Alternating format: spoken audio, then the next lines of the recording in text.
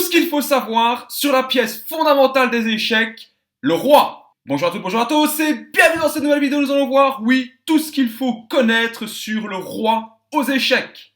Et comme d'habitude, restez bien jusqu'à la fin parce que, à nouveau, je vous donnerai des conseils pour utiliser efficacement, correctement votre roi, car oui, le roi a une façon bien particulière d'être utilisé, et ce, en fonction des différentes phases d'une partie. Restez bien jusqu'au bout, ceci étant dit, que le spectacle commence.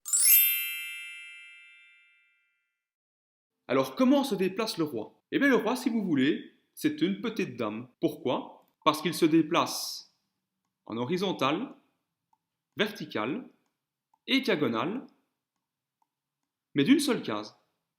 Il est très flexible dans ses mouvements, mais il est en revanche très lent. La valeur relative des pièces. Qu'est-ce que la valeur d'une pièce? Eh bien, la valeur d'une pièce est en quelque sorte l'estimation de la force qu'on attribue à cette pièce. Attention que cette estimation est relative car elle dépend bien sûr de la position en question. Le roi n'a pas de valeur aux échecs, il n'a pas de prix, car si vous perdez ce dernier, vous perdez tout simplement la partie. Sa valeur est inestimable. Qu'est-ce que c'est l'échec au roi? Eh bien, c'est tout simplement lorsqu'une pièce attaque notre roi. Lorsque notre roi est attaqué par une pièce adverse, on dit que ce dernier est en échec. Un joueur qui a son roi en échec a l'obligation de parer immédiatement la menace. Il ne peut pas attendre un tour. Quand notre roi est attaqué, nous devons parer tout de suite la menace. Ici, maintenant, on n'attend pas, c'est urgent. Prenons l'exemple ici, par exemple. C'est au noir de jouer. Il joue fou B4, échec. Le fou noir attaque le roi blanc. Il existe trois manières de parer un échec. Première manière, déplacer notre roi sur une case non contrôlée par une pièce adverse. Dans ce cas-ci, le roi peut se déplacer donc en E2 ou en F1. Il ne peut bien sûr pas aller en D2 puisque ça ne le sortirait pas de l'échec.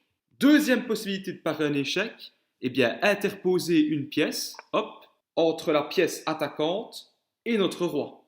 Donc ici, l'échec est interposé, hop, grâce à la poussée du pion. Les blancs auraient pu aussi ramener leur cavalier pour interposer l'échec. C'est bon, l'échec est paré, tout va bien.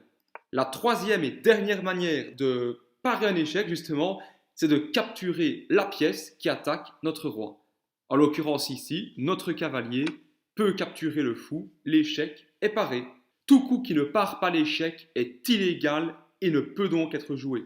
Dans cette position, il est interdit donc pour les blancs d'essayer par exemple de capturer le cavalier noir. Vous voyez, le jeu ne manque pas de nous le rappeler, notre roi est attaqué, il est impératif de parer l'échec. Par la même occasion, il est interdit évidemment de déplacer notre roi sur une case où celui-ci pourrait être mis en échec. Dans cette position, c'est au blanc de jouer. Ils capturent le pion, ils attaquent le roi noir. Le roi noir ne peut bien sûr pas capturer le fou puisqu'il est protégé par la dame. Donc, interdiction de mettre notre roi en échec. Il est interdit de mettre son roi en échec, de même qu'il est interdit de déplacer une pièce si le déplacement de cette dernière permettrait à l'adversaire de capturer le roi. On parle alors de clouage absolu. On dit que la pièce est clouée et ne peut pas se déplacer. Exemple ici, nous voyons ici ce vis-à-vis fou-roi. C'est au noir de jouer, il est interdit pour les noirs de déplacer leur cavalier. Car s'ils le déplacent, les blancs pourraient capturer le roi noir, ce qui est interdit. Le cavalier est donc immobilisé temporairement jusqu'à ce que le roi soit écarté de la diagonale, ou bien tout simplement ici en l'occurrence qu'une pièce, hop, vienne s'interposer. Petite nuance importante, et étant donné, si vous vous rappelez bien, que le cavalier peut toujours sauter au-dessus des pièces, eh bien, il est impossible de parer un échec délivré par un cavalier en interposant une pièce entre ce dernier et le roi. Ici, les blancs jouent cavalier prend C7, échec. Deux façons de parer l'échec seulement, donc déplacer le roi sur une case qui n'est pas contrôlée par l'ennemi, ou bien capturer le cavalier. Auquel cas d'ailleurs, ici, les blancs reprendraient et les noirs perdraient leur dame.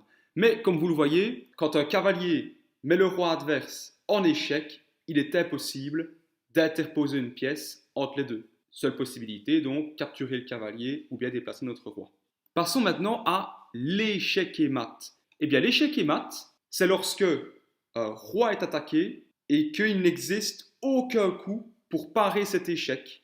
En d'autres termes, qu'aucune des trois solutions citées précédemment ne peut sauver le roi. L'exemple ici, les blancs ont le roi donc complètement bloqué dans le coin et les noirs en profitent, ils jouent dame H3, échec et mat. Pourquoi le roi blanc était l'échec et mat? Déplacer le roi est impossible. Peut-on capturer la dame? Non. Est-il possible d'interposer une pièce entre la dame et le roi? Donc ici en H2, non. Le roi blanc est échec et mat. Les noirs gagnent la partie sur le champ.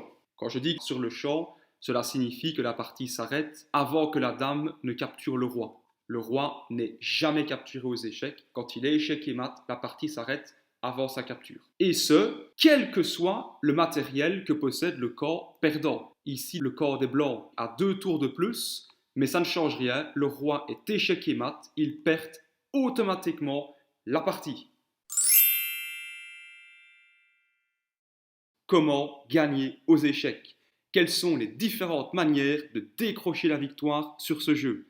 Elles sont au nombre de 3 et nous allons voir tout de suite la plus populaire, mettre l'adversaire en échec et mat. Dans cette position, hop, les blancs mettent le roi adverse échec et mat, les blancs gagnent la partie sur le champ. La deuxième manière de gagner aux échecs est de forcer notre adversaire à abandonner. Cela survient par exemple ici. Bien, nous avons une tour et un pion contre une tour et une dame, et nous pouvons décider que le combat est d'avance perdu, que nous n'arriverons pas à prendre le dessus, et donc qu'est-ce qu'on fait? On tend la main vers notre adversaire et on abandonne. Je vous déconseille d'abandonner une partie. Jouez votre partie jusqu'au bout, forcez votre adversaire à prouver qu'il est capable de mettre votre roi échec et mat. La troisième manière de gagner aux échecs est de gagner au temps. Cela se passe lors des parties avec pendule, quand l'adversaire voit son temps complètement écoulé. À ce moment-là, vous êtes déclaré vainqueur, mais attention, dans certains cas, malgré le temps écoulé de votre adversaire, la partie peut être déclarée nulle. Nous verrons cela dans le point suivant, justement, sur les différents motifs de nul.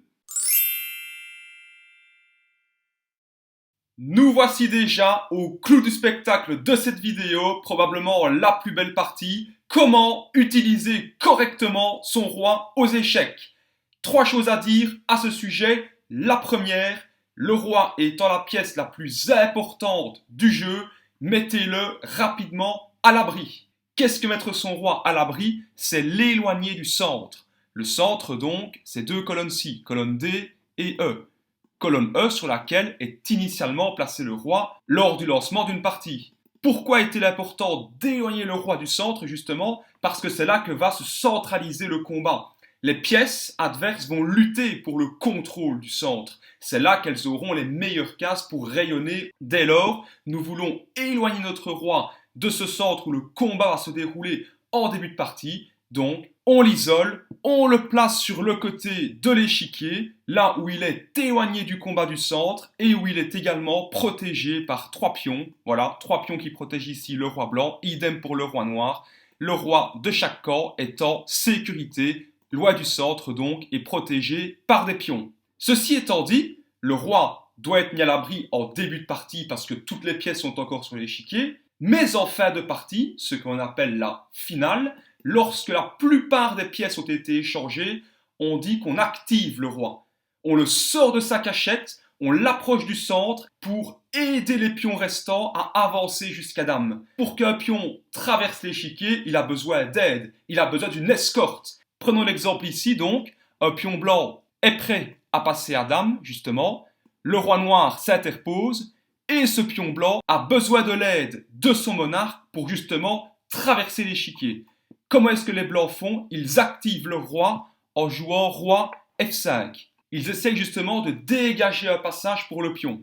Les noirs doivent jouer, on suppose qu'ils décalent le roi en E7. À ce moment-là, le roi blanc se place en G6 et vous voyez petit à petit, il prépare un chemin royal pour son pion qui fait la dame. Les noirs forcément veulent empêcher les blancs d'avancer leur pion jusqu'au bout, Donc il joue roi F8, il se replace face au pion blanc. À ce moment-là, nous jouons roi F6. Les noirs doivent à nouveau jouer, on suppose qu'ils changent cette fois-ci de côté, en plaçant le roi en J8.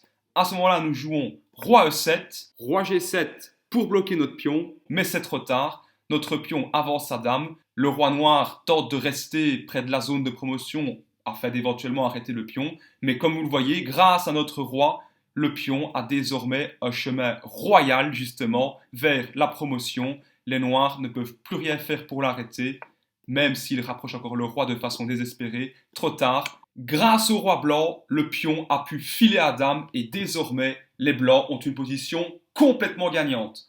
Donc, quand on arrive en finale, là où la plupart des pièces ont été échangées, on sort notre roi de sa cachette afin d'aider les pions restants à aller jusqu'à dame. Deuxième illustration de ce principe, donc ici, le roi blanc n'est pas activé. Vous voyez, il est toujours dans le coin de l'échiquier. Le roi noir, lui, est quelque part bloqué car il obstrue justement l'avancée du pion blanc qui menace très fort d'arriver à dame. Il est à 2 cas seulement de la promotion. Que font les blancs? Ils activent le roi. Que font les noirs? Ils essayent de centraliser le roi pour justement venir protéger ce pion que les blancs ciblent avec leur propre roi justement. Le roi blanc donc continue de s'approcher de ce pion sans défense. Le roi noir vient protéger ce pion faible, mais les blancs en profitent pour avancer leur pion qui est désormais à 1 case de dame. Les noirs n'ont pas le choix, ils doivent ramener leur roi en E7 pour empêcher le pion blanc de damer, donc de se transformer en dame. Les blancs en profitent, grâce à leur roi activé, ils menacent de capturer le pion en 2 coups. Les noirs, eux, se débarrassent du pion blanc, mais trop tard. Le roi blanc menace désormais de capturer le pion noir.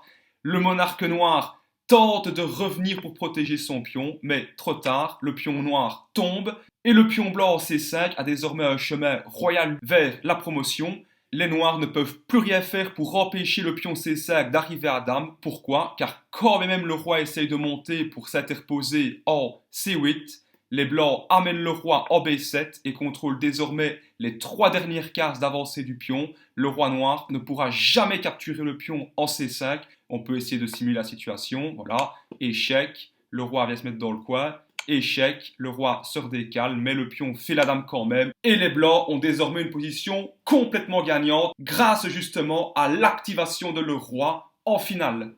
Dernier conseil pour utiliser correctement notre roi aux échecs, et c'est un en l'occurrence un conseil inverse, puisque c'est comment empêcher l'adversaire d'utiliser correctement son roi. Dans cette position, les blancs ont un pion de plus qui menace de faire dame. Pour le moment, il ne peut pas car la tour noire obstrue la case de promotion. Et les noirs aimeraient bien amener le roi en E7 pour justement épauler la tour et capturer le pion. Qu'est-ce que les blancs peuvent jouer dans cette position? Ils peuvent jouer le très fort tour E1. Pourquoi? Parce que ce coup coupe le roi noir de l'échiquier. Le roi noir ne peut plus accéder à la colonne E, contrôlée par la tour blanche, et est donc condamné à ne pas pouvoir épauler sa tour. Que se passe-t-il donc? C'est au noir de jouer, mais le roi n'a pas accès à la colonne E. Il tente donc de s'approcher avec le coup roi D7, mais trop tard, les blancs amènent le roi en G7, menacent la tour, qui est obligée de se déplacer. On suppose qu'elle vient en A8 pour toujours contrôler la case de promotion, mais cela ne change rien. Les blancs font une dame, les noirs sont obligés de sacrifier leur tour, et lorsque le roi prend, les blancs ont désormais une tour de plus et sont en mesure de mater le roi noir. Ce sera d'ailleurs un thème que nous verrons ultérieurement, comment mater un roi seul avec un roi et une tour. Vous connaissez désormais tout ce qu'il faut savoir sur le roi aux échecs. J'espère que cette vidéo vous plaira. Si c'est le cas, pensez à laisser un magnifique pouce et à vous abonner. Je vous dis à très vite pour une prochaine vidéo où nous verrons le rock. D'ici là, portez-vous bien. Ciao!